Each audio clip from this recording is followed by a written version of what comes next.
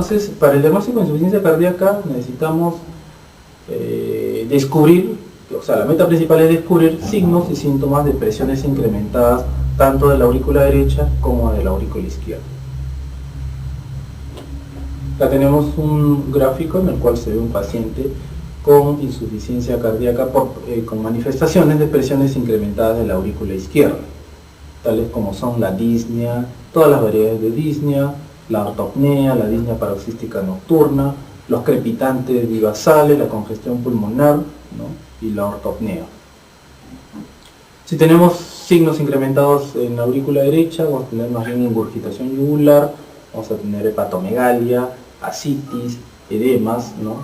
Todo, digamos, como manifestación de presión incrementada de la aurícula derecha. La clase funcional, según la Asociación Americana de Nueva York, del corazón, ¿no? Clasifica la insuficiencia cardíaca en 4 clases, ¿no? Sin limitación a la actividad física, con ligera limitación a la actividad física, una importante limitación a la actividad física, y básicamente la clase 4 es la incapacidad para realizar actividad física. Luego tenemos las fases evolutivas en relación a los estadios, ¿no? Por ejemplo, acá tenemos el estadio A, en el cual solamente el paciente no tiene ni daño cardíaco ni tiene síntomas, pero tiene alto riesgo de desarrollar insuficiencia cardíaca. El ejemplo clásico es un paciente pues, que tenga una enfermedad coronaria, ¿no? O que tenga pues, factores de riesgo como son diabetes, o es fumador, o tiene hipertensión arterial, con los cuales podría desencadenar en algún momento un daño cardíaco y producirse insuficiencia cardíaca, ¿no? El estadio B es un paciente que ya tiene daño cardíaco, ¿no? O sea, tiene disfunción ventricular, pero no tiene síntomas, ¿no? Ejemplo clásico, un paciente con infarto de miocardio, pequeño, ¿no? Que sale de alta a hacer sus actividades normales. Ya tiene daño cardíaco, pero no tiene, digamos, síntomas. El estadio C sí es un paciente que ya tiene síntomas y tiene también daño cardíaco. Y finalmente el estadio D es el paciente que tiene insuficiencia cardíaca refractaria a pesar de todo el tratamiento, ¿no? Luego tenemos algunos factores de descompensación, o sea, a veces los pacientes pueden estar, digamos, compensados con sus mecanismos secundarios, pero algo los descompensa, ¿no? Los cuales hay que pensar siempre en una nueva isquemia, especialmente en los pacientes con cardiopatía coronaria, ¿no? O que el paciente desarrolle una arritmia, tipo fibrilación auricular. El paciente puede estar estable, pero desarrolla en algún momento en forma paroxística, fibrilación auricular que lo puede descompensar, ¿no? El uso de drogas inotrópicas, como son por ejemplo los calcio antagonistas que están contraindicados en su uso, ¿no? El consumo de drogas medicación antiinflamatoria no esteroidea, ¿no? Que es muy recetado, los antiinflamatorios están contraindicados también, el exceso de alcohol, algunas endocrinopatías no controladas, infecciones recurrentes, también es muy importante pensar en pacientes de edad avanzada, en infecciones urinarias, neumonías, o el factor también que es bastante importante es la dieta no cumplida por el paciente, ¿no? O sea, el paciente está compensado, empieza a comer sal, empieza a tomar más líquidos y se empieza a descompensar, ¿no? Muy bien, continuemos la parte de insuficiencia cardíaca. Hemos visto lo del diagnóstico.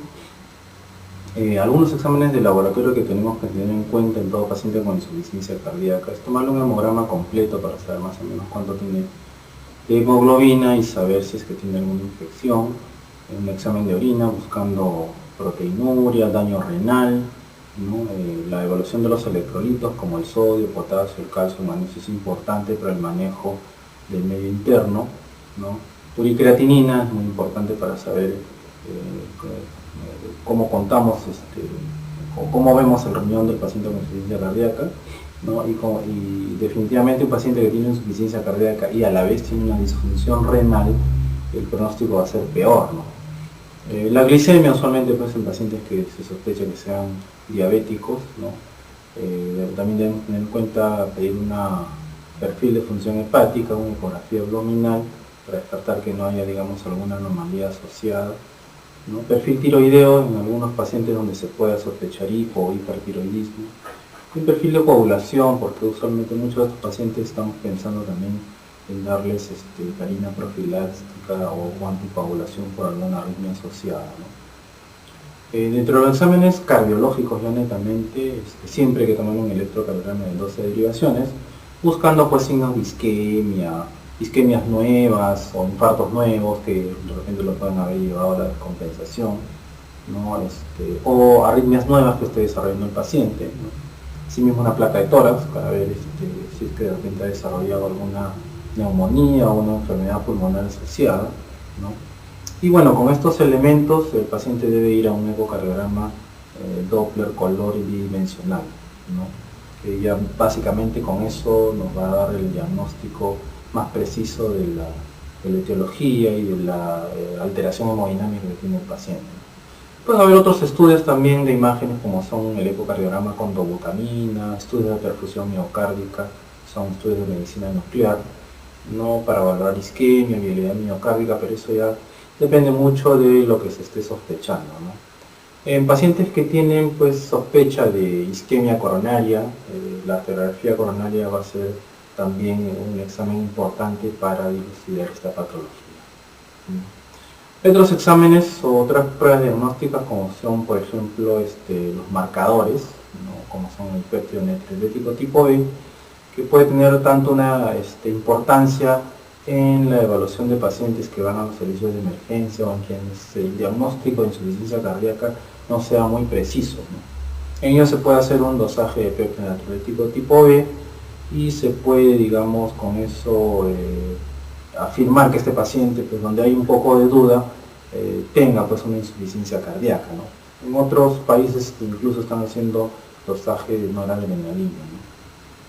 Fíjense cómo el péptido natriurético en pacientes con insuficiencia cardíaca puede incrementarse en forma muy importante, tanto para los pacientes que tienen pues función sistólica disminuida o con pacientes con insuficiencia cardíaca y función sistólica preservada, son los pacientes que tienen disfunción diastólica, ¿no? A diferencia de los pacientes que no tienen insuficiencia cardíaca, que sus niveles de péptido natriurético son bajos, ¿no? Entonces, digamos que para el diagnóstico esta neurohormona nos puede ser útil en evaluarla, ¿no? Aquí tenemos algunos valores, fíjense, pacientes con péptido natriurético tipo B más de 2000 o más de 400, ¿no? Ya estamos en un rango, digamos, con alta probabilidad de que el paciente tenga insuficiencia cardíaca, ¿no? Definitivamente más de 2000 es diagnóstico, ¿no? Un paciente que tiene más de 400 tiene alta probabilidad de tener insuficiencia cardíaca. También un paciente que tiene péptido natriurético menos de 100, ahí sí realmente la posibilidad de que tenga insuficiencia cardíaca es baja, ¿no? Muy baja, de repente es improbable, ¿no? Y los pacientes que están entre 400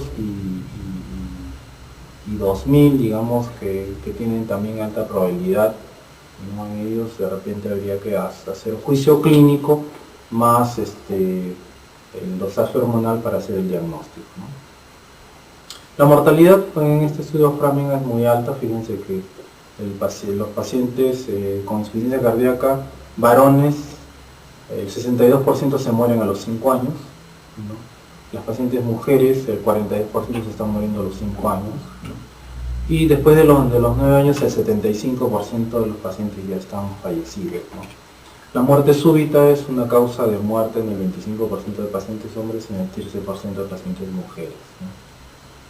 El pronóstico también lo podemos evaluar según la clase funcional, ¿no? En las clases funcionales más, digamos, más avanzadas, como son la clase funcional 3-4, están asociados a una mayor mortalidad anual, ¿no? Lo mismo también el pronóstico nos puede también ayudar a hacer esa valoración del péptido natriurético tipo B, ¿no? En el cual no solamente nos va a servir para de repente hacer un diagnóstico de una sospecha de insuficiencia cardíaca, sino el paciente que ya tiene diagnóstico nos puede también dar cuenta del pronóstico. En este cuadro, por ejemplo, vemos que los pacientes que tienen insuficiencia cardíaca leve tienen ligeras elevaciones del péptido natriurético auricular versus los que tienen insuficiencia cardíaca severa, ¿no? Tienen grandes incrementos del péptido natriurético tipo B, ¿no? Y lo que nos está hablando pues, de un pronóstico bastante reservado, ¿no? Entonces, como ustedes verán, la insuficiencia cardíaca, ¿no? Es un síndrome o una vía final común de muchas patologías que pueden conllevar a ese diagnóstico de insuficiencia cardíaca, ¿no? O sea, hablar de insuficiencia cardíaca es como hablar de fiebre, ¿no? O sea, ¿por qué un paciente tiene fiebre? O sea, pues porque tiene una tifoidea, porque tiene una hepatitis, o porque tiene una amigdalitis, ¿no? O sea, fiebre es simplemente un síndrome. Lo mismo la insuficiencia cardíaca. ¿Por qué tiene insuficiencia cardíaca el paciente? ¿Qué pasó? tuvo un infarto o tiene una valvulopatía que le está produciendo una insuficiencia valvular, ¿no? O tiene una cardiomiopatía o una enfermedad de miocardio, o es un hipertenso severo con cardiopatía hipertensiva. Entonces lo principal es saber cuál es la causa que está conllevando al desarrollo de insuficiencia cardíaca, porque de repente en este paciente podemos hacer algo para interrumpir la evolución natural de esta enfermedad, ¿no? O sea, de repente se le puede poner bypass coronario y el paciente, digamos que retardamos el deterioro miocárdico, o hacemos un reemplazo valvular y el paciente también retardamos también su deterioro miocárdico, ¿no? O en la cardiopatía hipertensiva tratar bien la hipertensión arterial, etcétera, etcétera. Todo con el fin de evitar de que haya más daño miocárdico y que la insuficiencia cardíaca vaya a su peor evolución, ¿no? Entonces en el tratamiento vamos a ver algunos objetivos, ¿no? Los objetivos principales definitivamente es aumentar la sobrevida y disminuir la morbilidad, ¿no? Obviamente que aparte de eso también a un paciente tenemos que mejorar su capacidad funcional, ¿no? Darle más calidad de vida, ¿no? Y reducirle los síntomas y la progresión de la insuficiencia cardíaca, ¿no? Esos son los objetivos del tratamiento, ¿no? Entonces hay dos tipos de tratamiento, tenemos el tratamiento farmacológico y el no farmacológico. Debemos hacerle su control de peso, debemos instruir al paciente cómo debe tener sus medidas dietéticas, el consumo, restringir el consumo de sodio o de la dieta, el consumo de líquidos, ¿no? A veces los pacientes se sienten también que empiezan a tomar mucho líquido, empiezan a comer sal normal, empiezan a tomar alcohol, entonces ahí vienen, digamos, las descompensaciones. El paciente también debe bajar de peso, ¿no? Si son obesos hay que bajarlos de peso, evitar el tabaquismo, o sea, hay que suprimirles el cigarro, ¿no? De por vida, ¿no? Hacer un programa de ejercicio físico y controlar otros factores como son, por ejemplo, controlar la hipertensión arterial, controlar la diabetes mellitus, pero que lo vamos a ver ya desde el punto de vista farmacológico, ¿no? Entonces la insuficiencia cardíaca descompensada, ¿no? Digamos que ahí en forma esquemática tenemos que ahí el corazón está representado por ese burrito que está cargando una tremenda carreta con costales, que eso representa la carga del corazón, ¿no? El burrito representa el corazón y todos esos costalillos representan la carga. Entonces la insuficiencia cardíaca limita la capacidad del corazón para hacer sus actividades rutinarias, ¿no? Esa es la insuficiencia cardíaca descompensada. Entonces el manejo de la insuficiencia cardíaca va a estar dado por estos elementos, ¿no? Tenemos ahí diuréticos, tenemos vasodilatadores, tenemos beta bloqueadores y tenemos la digoxina, ¿no? En todos estos elementos, ¿no? Básicamente los inhibidores ECA, los antagonistas de receptores de angiotensina 2, la espironolactona y los beta bloqueadores que están en anaranjado, ellos van a, digamos, básicamente van a reducir mortalidad, son los que ya están demostrados que disminuyen mortalidad y hacen que la progresión de la enfermedad sea más lenta, ¿no? En cambio, el diurético y la digoxina básicamente no disminuyen mortalidad, pero son muy buenos en tratar síntomas, ¿no? O sea, nosotros podemos dar o no dar digoxina y eso no va a modificar la mortalidad, ¿no? Pero lo que sí modifica la mortalidad son los vasodilatadores, ARA2 y ECA, espironolactona, beta bloqueadores y bueno, el diurético básicamente para tratar síntomas de congestión, ¿no? Entonces estas son las opciones de tratamiento de insuficiencia cardíaca: la digoxina, los diuréticos, reductores de poscarga, beta bloqueadores y antagonistas de aldosterona, ¿no? Eso es lo que actualmente se están manejando, ¿no? Los diuréticos, acá tenemos tres tipos de diuréticos: los diuréticos de asa como la furosemida, los ahorradores de potasio como son la espironolactona y los tiazídicos como el hidroclorotiazida, cada uno con su mecanismo de acción, ¿no? Fundamentalmente nosotros utilizamos o se recomiendan el uso más que todo de diuréticos de asa como la furosemida, ¿no? Porque usualmente los pacientes con insuficiencia cardíaca también tienen ya cierto deterioro renal, en el cual los tiazídicos a veces no funcionan mucho, ¿no? Pero últimamente en pacientes que a veces son refractarios a los diuréticos de asa se puede utilizar en forma asociada diuréticos de asa con diuréticos tiazídicos con buen efecto, ¿no? Y bueno, los ahorradores de potasio como la espironolactonia básicamente se utilizan con el fin de ser coadyuvantes en el tratamiento diurético y, como su nombre lo dice, ahorrar potasio, porque los diuréticos de asa y los tiacídicos hacen que el riñón pierda mucho potasio. El paciente con hipocalemia es muy susceptible para las arritmias. Por lo tanto, el ahorrador de potasio en ese aspecto nos podría ayudar.